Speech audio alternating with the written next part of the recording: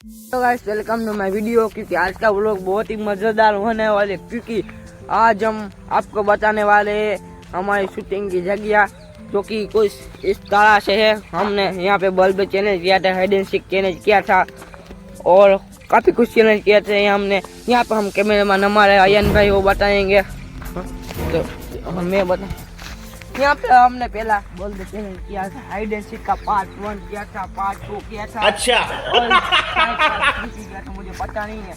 यहाँ पे हमने रेसिंग का पार्ट 1 किया था। नहीं, झूठ बोल रहा है।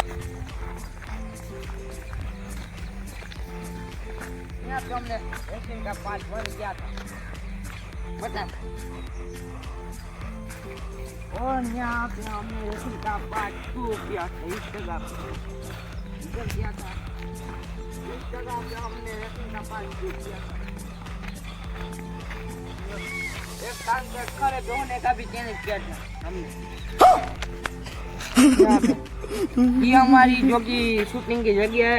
और आपको और वीडियो चाहिए तो वीडियो को लाइक से सब्सक्राइब जरूर करना। अगर इस वीडियो में 300 व्यू आए तो हम सब में मेरा गांव बताएंगे। आज के लिए इतना ही, मिलते हैं जल्दी के नेक्स्ट ब्लॉग में, तब तक के लिए बाय।